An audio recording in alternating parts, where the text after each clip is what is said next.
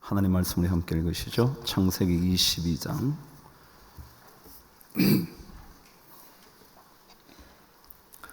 1절에서 8절까지 우리 하나님 말씀을 함께 교독하도록 하겠습니다. 창세기 22장 1절에서 8절까지 말씀, 제가 1절을 시작합니다. 그 일 후에 하나님이 아브라함을 시험하시려고 그를 부르시되 아브라함아 하시니 그가 이르되 내가 여기 있나이다.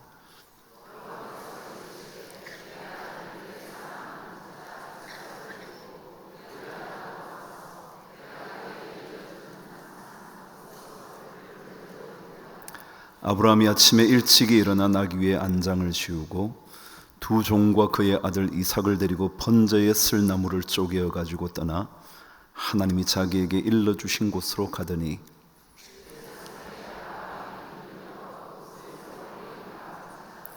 이에 아브라함이 종들에게 이르되 너희는 나귀와 함께 여기서 기다리라. 내가 아이와 함께 저기 가서 예배하고 우리가 너희에게로 돌아오리라 하고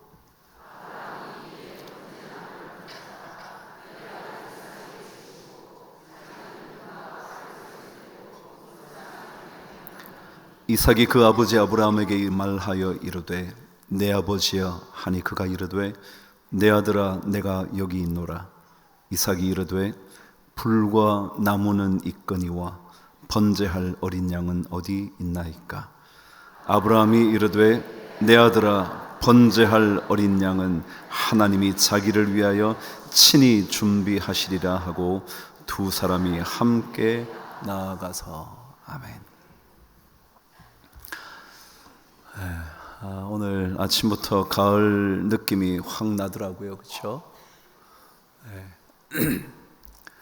제가 일부 때도 그랬는데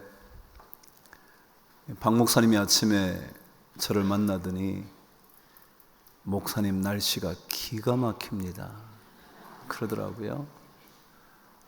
그래서 정말 창밖으로 북한산을 바라보니까 얼마나 선명하게 보이는지 정말 가을이 성큼 다가온 듯 하더라고요. 그때 제 안에 애국가가 막 떠오르더군요. 그 가사는 이렇습니다. 가을 하늘 공활한데 높고 구름 없이 밝은 달은 우리 가슴 일편단심일세.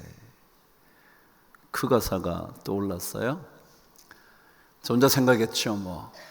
그래, 신앙도 일편단심이어야지. 한 조각 붉은 마음, 변치 않는 그 마음, 한 조각 정성 가득 담긴 그 마음, 그게 일편단심이거든요. 이 단자가 붉을 단자, 정성스러울 단자이거든요.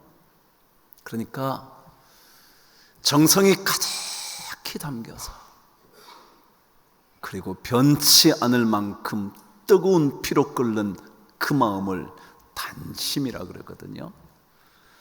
신앙생활은 다른 것들을 제쳐두고 하나님 한 분을 붙잡으려고 하는 한 조각 붉은 마음, 그거 같더라고요. 여러분, 우리가 이삭과 하나님 가운데 어느 하나를 선택해야 할 때 갈등하는 이유가 뭘까요? 무엇 때문에 우리가 이삭이라는 그 무엇과 하나님 사이에 선택해야 하는 그 순간에 우리가 갈등하게 되는 걸까요? 아마 어쩌면 이 선택이 가지고 오게 될 결과가 나의 이익에 맞지 않을까 봐 갈등하는 것 아닐까요? 이삭을 놓치고 하나님을 선택하게 될 때 이것이 어쩌면 내 삶에 손해를 끼치는 것은 아닐까 생각돼서는 아닐까요?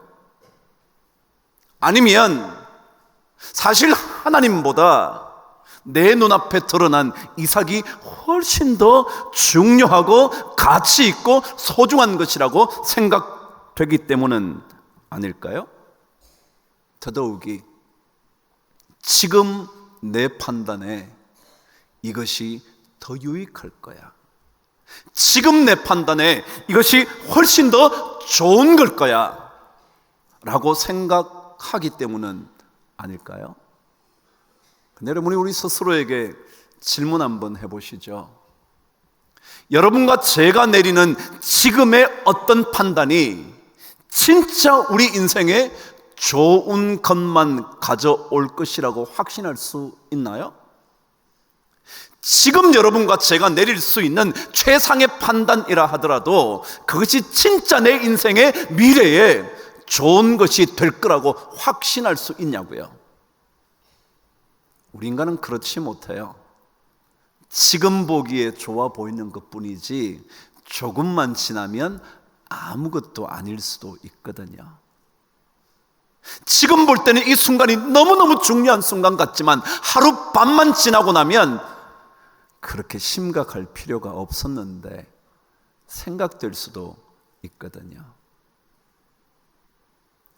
만일 우리가 이 이삭을 놓치면 우리의 인생 손해가 클 거야 라고 생각한다면 그것은 어쩌면 하나님이란 존재를 내가 선택했을 때 하나님이 진짜 선하신 분이고 진짜 그분이 좋은 것을 우리에게 공급해 주실 수 있고 나의 빈 곳을 채워주실 수 있는 하나님이라는 사실을 믿지 못해서 그런 것은 혹시 아닐까요? 만일 우리가 하나님을 진짜 좋은 분이고 모든 것을 복되게 하시는 풍성하신 하나님이라는 것을 우리가 진짜 믿는다면 지금 손해처럼 보이는 이 선택을 해도 괜찮다고 고백할 수는 있지 않을까요? 제가 몇 번이고 인용했던 일본인의 책 한 권이 있었죠. 한때 우리나라에 너무너무 유명했기 때문에 자주 언급을 했던 책입니다. 미움받을 용기요. 기시미 이치로라는 사람이 또 다른 작가 한 사람과 그가 글을 씁니다. 심리학자인 아들러라는 사람의 심리 이론을 자기 나름대로 해석해서 한 중요한 문구를 만들어냈죠. 미움받을 용기. 근데 그 책에서 그가 이렇게 말을 했습니다. 만약 내 앞에 모두에게 사랑받을 수 있는 인생 하나와 내가 싫어하는 사람이 있는 인생, 이 두 가지가 놓여져 있을 때 만약 나에게 어느 한쪽을 선택해야 한다면 나는 주저할 것 없이 후자를 선택할 것에, 후자가 뭔데요? 내가 싫어하는 사람이 있는 인생, 그걸 선택하겠대요. 왜냐하면 남에게 어떻게 보이느냐의 인생을 걸기보다 내가 원하는 삶을 살고 싶으니까. 한번 생각해 보세요. 내가 모든 사람에게 사랑을 받게 됐어요. 좋은 일이에요. 그렇지는 하지만 어떤 한 사람이 나를 좋아하는 그 사람이 이렇게 말하면 그 사람에게 혹시 미움받지 않으려고 원하지 않지만 그래야 될지도 모르고, 또 다른 나를 사랑하는 사람이 무언가를 요구했을 때 그 사람이 싫어할까봐 두려워하면서 또다시 그 사람의 마음에 합한 행동을 하게 된다면 나는 끝끝내 내 인생을 살지 못하게 되지는 않을까 싶어서 그는 자기가 싫어하는 인생이, 싫어하는 사람들이 기다리는 거기에 오히려 내 인생을 두고 싶다고 말했답니다. 제가 여기에 한 가지 덧붙여서 질문해 볼게요. 만일 우리가 하나님이라는 존재 때문에 후자를 선택하실 용기가 있으신가요? 내가 하나님을 믿기 때문에 사람들이 나를 싫어하는 인생 가운데로 내 삶을 던질 용기가 있나요? 내가 가지고 있는 하나님에 대한 믿음 때문에 남들이 나를 싫어해도 괜찮겠다는 그런 인생을 살 수 있는 용기가 있나요? 아니면 하나님을 믿지만 여전히 남들에게 사랑받고 싶어서, 남들의 인정을 끝까지 받고 싶어서 하나님을 포기하시겠습니까? 바로 이런 것들이 이삭일 것인가 아니면 하나님일 것인가? 하나님 때문에 내가 좋아하지도 않는 인생을 어쩌면 살아가게 되었을 때, 내가 원하지도 않는 인생이 펼쳐지게 되었을 때 그 인생을 내 인생이라고 생각할 수 있는가? 믿음의 사람은 어쩌면 그런 선택을 할 수 있어야 하는 것 아닐까요? 세상 모두에게 사랑받기 위하여 하나님을 포기하기보다 오히려 하나님을 선택하기 위하여 세상 사람들이 싫어하게 되는 인생을 선택할 수도 있게 되는 것, 그거 아닐까요? 요한복음 15장 9절은 이렇게 기록을 하고 있습니다. 너희가 세상에 속하였으면 세상이 자기의 것을 사랑할 것이나 너희는 세상에 속한 자가 아니요. 한번 보세요. 우리가 만일 세상에 속한 존재라면 세상은 우리가 자기 것이니까 사랑해 줄 거라는 거예요. 그런데 만일 우리가 세상에 속한 존재가 아니라면 우리는 세상으로부터 사랑받지 못할 수도 있다는 거예요. 이런 믿음의 인생을 우리가 살 수 있을 것인가? 우리는 이삭이 당장 너무너무 소중해 보여서 그 이삭을 주신 하나님을 포기해 버리지는 않을까? 늘 우리는 질문해 보아야 합니다. 옛 사람들은 완물상지라는 말을 가지고 자신을 늘 조심해 왔다 그럽니다. 언젠가도 말씀드린 적 있죠. 완자요, 사랑할 완자요. 그래서 애완동물이요. 장난감을 뭐라 그러냐면 완구라 그러죠. 사랑스러워하는 물건들. 그게 완자예요. 물은 만물 물자요, 상자는 잃어버릴 상자요. 그래서 상실, 초상, 상중 뭐 그런 거죠. 그리고 지는 뜻지자예요. 그대로 풀면 그렇잖아요. 여러 가지 것들을 사랑하다가 뜻을 잃어버린다. 옛 사람들은요, 그 무언가를 아끼다가 그 속에 담긴 진짜 뜻을 잃어버릴까봐 늘 조심했대요. 쉽게 풀어볼까요? 이런 거예요. 우리가 자식을 위해서 진짜 돈을 번대잖아요. 열심히 돈을 벌어요. 근데 자식을 위해서 열심히 돈 버느라고 정신없이 인생을 살다가 보니까 자식하고 관계가 다 깨어졌어요. 그렇지 않나요? 그게 완물상제예요. 진짜 뜻은 뭐냐면 자식과의 좋은 관계예요. 자식에게 좋은 아버지가 되는 거예요. 자식에게 좋은 부모가 되는 거예요. 근데 나중에 보니까 그것은 간대 없고요, 돈만 남은 거예요. 그것 때문에 오히려 갈등만 남은 거예요. 참 이상하죠? 그 완물상지죠. 만일 우리가 이삭을 아끼다가 100세라는 나이에 불가능에도 불구하고 그 아들을 허락하신 하나님을 놓치게 되면 그게 완물상제예요. 하나님께서 우리에게 이삭을 준, 가능하지도 않은 그 상황에서 이삭을 준 그 하나님이 진짜 중요한 뜻인데 주신 하나님은 놓치고 받은 이삭만 아낀다면 그게 완물상지죠. 그래서 우리에게 믿음은 늘 요구합니다. 이삭을 선택할 것인가 하나님을 선택할 것인가? 그러다 보니까 결국은요, 가장 중요한 게 뭐냐면 우리의 믿음이더라고요. 믿음.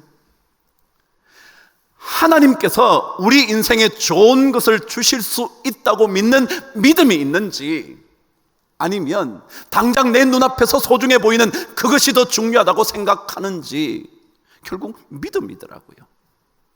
그래서 사도 바울은 고린도 교인들에게 편지를 쓰면서 그 편지의 마지막 2장, 15장, 16장을 쓰면서 가장 강조하고 싶었던 게 뭐냐면 믿음 위에 견고하게 서는 거예요.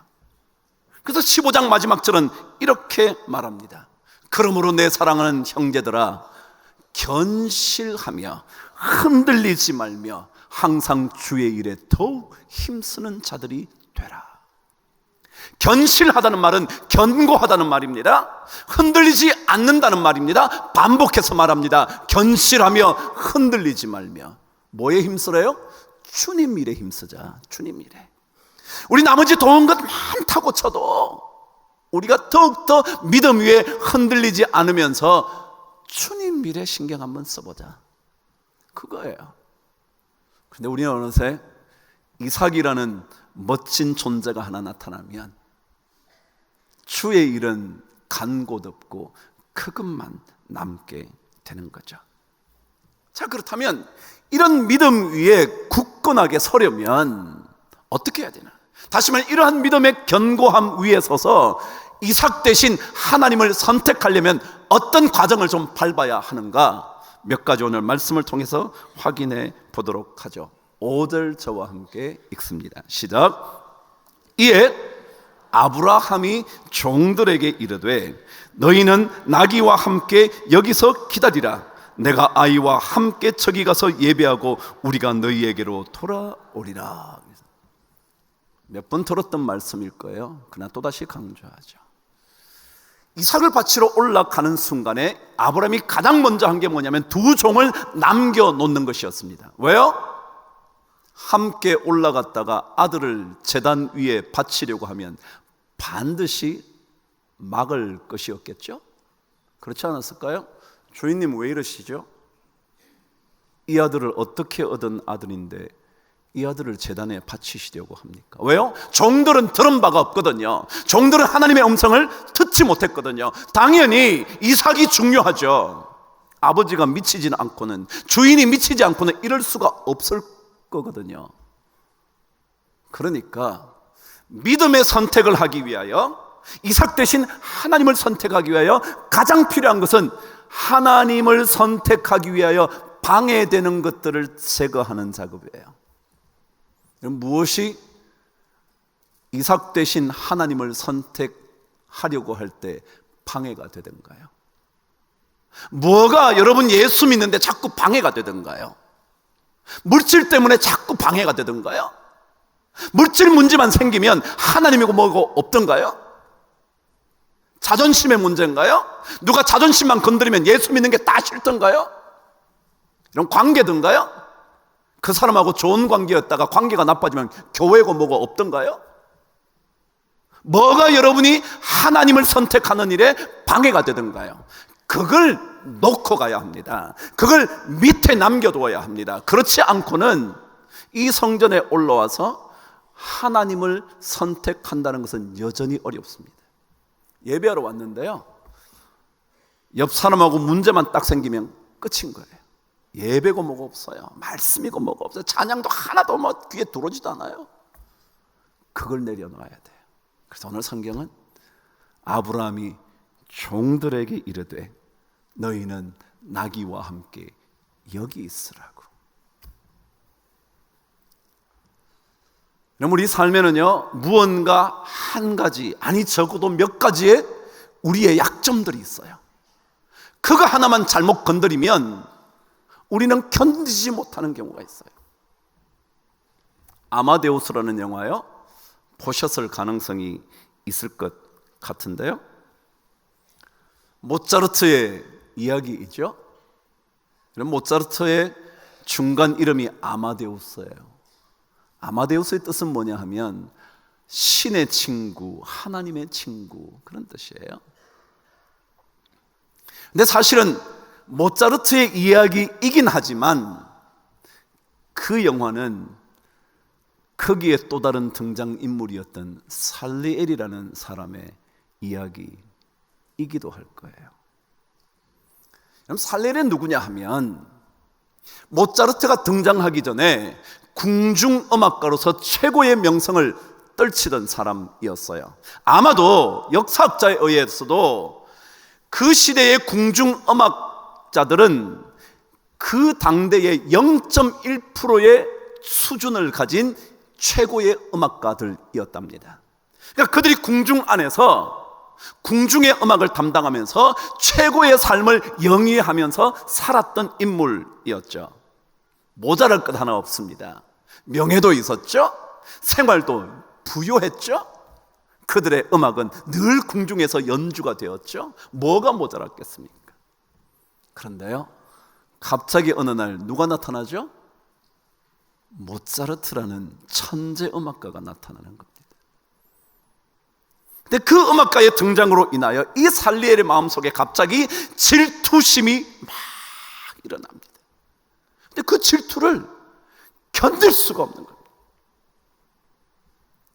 더더욱이 모차르트가 어느 날 궁중에 들어오는데 그 궁중에 들어오는 것을 환영하기 위해 음악을 작곡을 합니다. 살리엘에 가요. 그런데 모차르트가 탁 받아보니 그걸 보니 그 자리에서 쫙쫙 편곡을 해버립니다. 그때부터 그의 마음은 완전히 모차르트에 대한 질투심으로 불타오릅니다.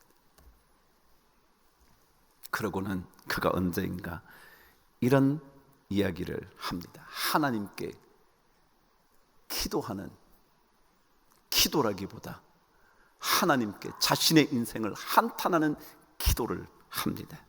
이렇게요. 하나님, 지금부터 당신과 나는 적입니다. 하나님은 저렇게 거만하고 음탕하고 유치한 모차르트를 도구로 선택하시고 저에게는 겨우 그것을 알아보는 능력밖에 주시지 않았습니다. 하나님, 당신처럼 부당하고 불공평하고 고약한 신과는 앞으로 절대로 만나보지 않겠습니다. 여러분 한번 생각해 보세요. 자기에게 좋은 게 다 있었어요. 여러분, 다 있었어요.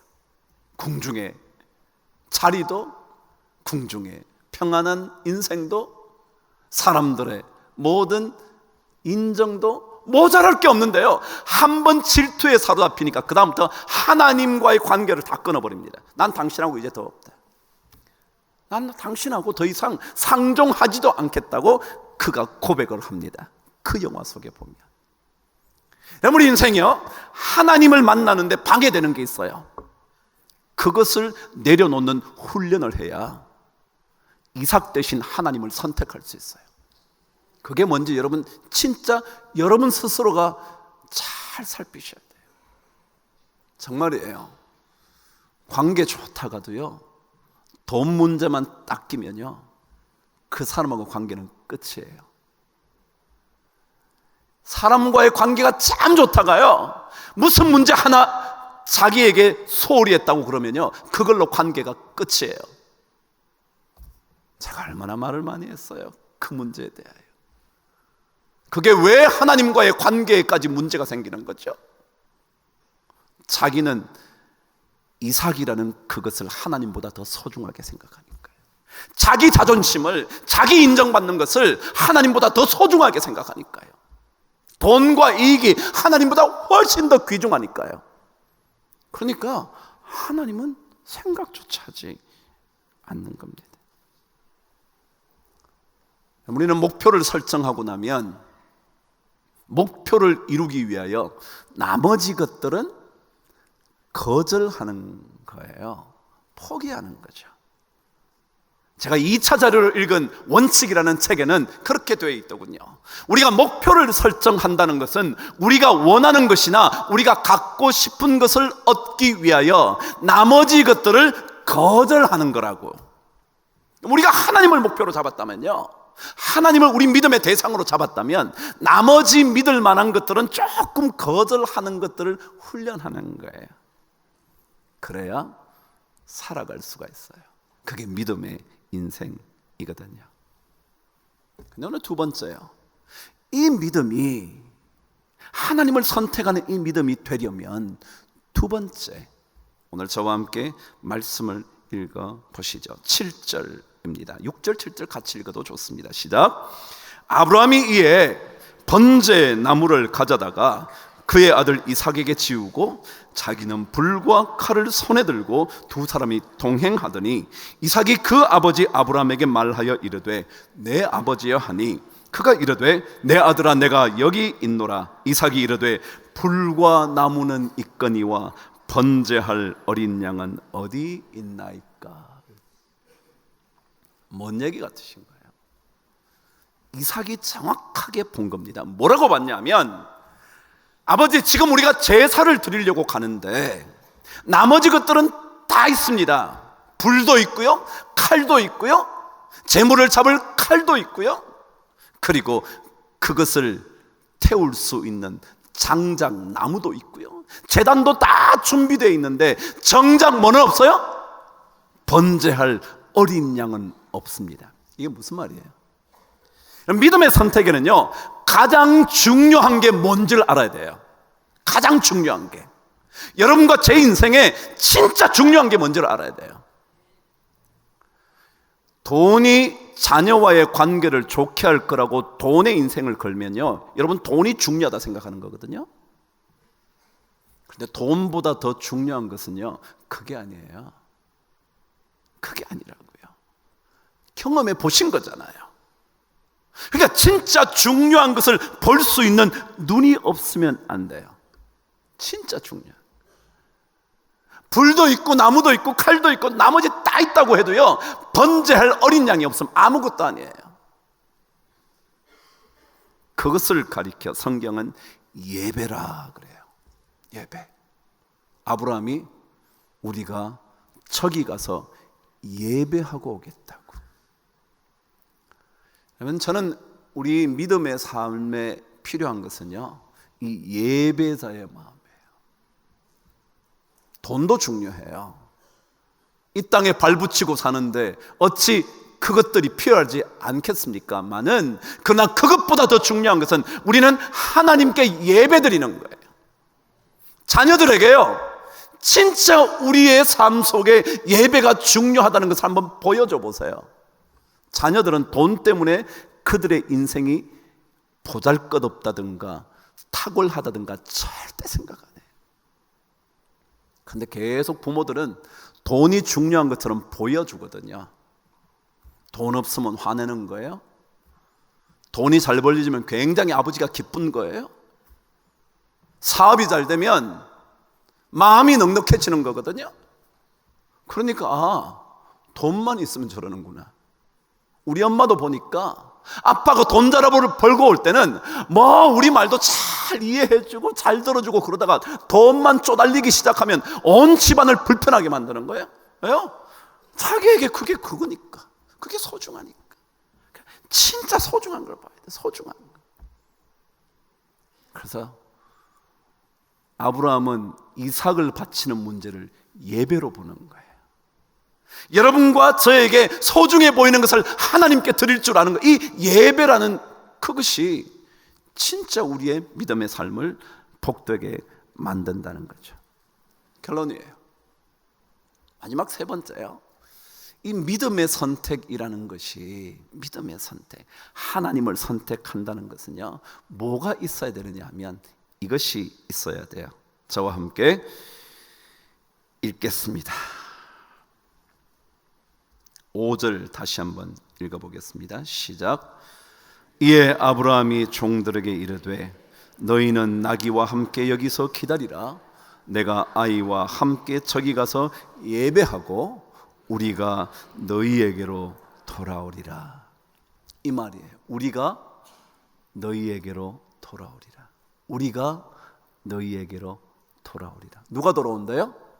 우리요. 우리는 누군데요? 아브라함과 이삭이요. 지금 이삭을 바치러 가는 아브라함에게 어떤 고백이 있느냐면 자기와 아들이 함께 되돌아올 거다. 여러분, 원어 성경에는요 우리라는 낱말이 없어요. 대신 뭐가 있느냐 하면 돌아오리라는 낱말 동사가 복수라는 거예요. 복수 동사라는 거예요. 그래서 이 한국어 성경이 설명을 덧붙인 거예요. 우리가 돌아올 거라고. 믿음은 뭘 믿는 거냐 하면요, 하나님께서 반드시 되갚아 주실 것이라는 것을 믿는 거예요. 지금 빼앗아 가는 것처럼 보이지만 반드시 하나님이 채워서 주실 것이라는 것을 믿는 거예요. 지금은 빼앗기는 것처럼 보이지만 반드시 함께 되돌아올 것이라는 것을 믿는 거예요. 신앙은 하나님이 채워주시고 갚아주시고 원상복귀 정도가 아니라 갑절로 해주실 것이라는 것을 믿는 것이 믿음이에요. 그걸 못 믿으면 이삭을 선택할 수밖에 없죠. 그걸 못 믿는다면 하나님을 어떻게 선택을 하겠습니까? 빼앗아 가시려고 하나님을 어떻게 우리가 신뢰하겠습니까? 그러나 만일 하나님을 선택하면 빼앗긴 것처럼 보이지만 다 되돌려 주실 것이라는 그거야. 오늘 8절은 그렇게 말해요. 번제할 어린 양은 뭐요? 하나님께서 준비하실 거라고. 이걸 믿는 거예요. 번제할 이삭을 하나님이 준비하고 계실 거라고. 그게 믿음이에요. 이것을 놓치면 우리는 이삭을 아낄 수밖에 없어요. 이삭을 붙잡고 살 수밖에 없어요. 그것이 없으면 내 인생이 끝날 것 같은 불안감에 어쩔 수가 없을 거예요. 그러나 하나님께서 준비하실 거야.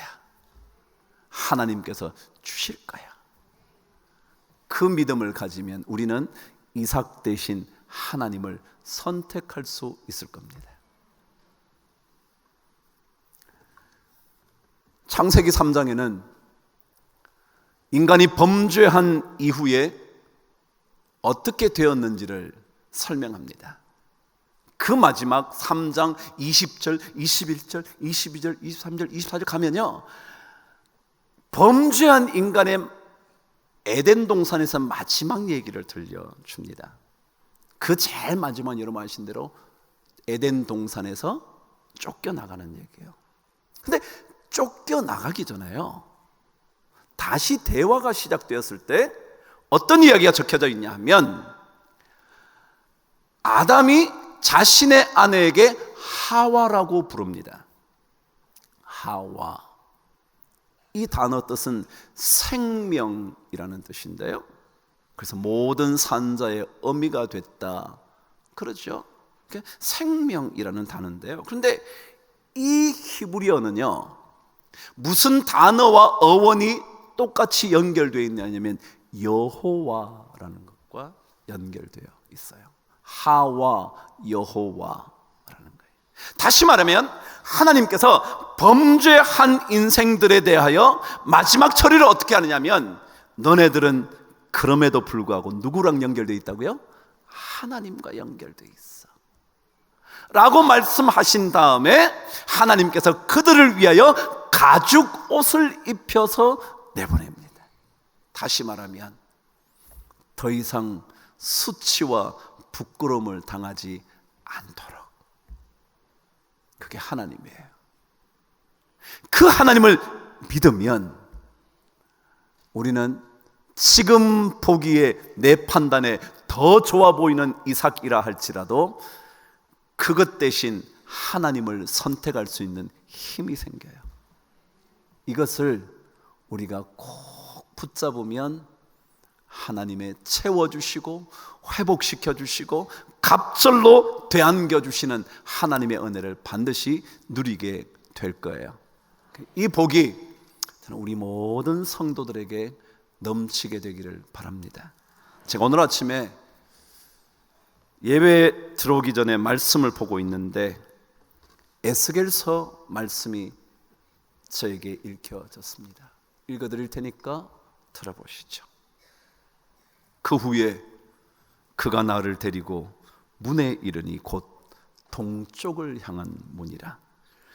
이스라엘 하나님의 영광이 동쪽에서부터 오는데 하나님의 음성이 많은 물소리 같고 땅은 그 영광으로 말미암아 빛나더라 그랬어요.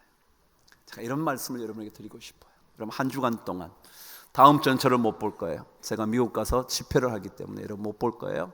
2주간 동안 여러분에게 하나님의 음성이 많은 물소리처럼 계속 들려오게 되기를 바랍니다. 그리고 여러분의 땅, 여러분의 삶의 자리에 하나님의 영광이 빛나는 그런 축복을 누리시게 되기를 바랍니다. 오늘 말씀을 기억하시면서 이삭 대신 하나님을 선택한 그 백성들에게 하나님이 어떻게 영광스럽게 빛나게 하시는지를 경험하는 여러분의 시간들 되시기를 주의 이름으로 축복합니다.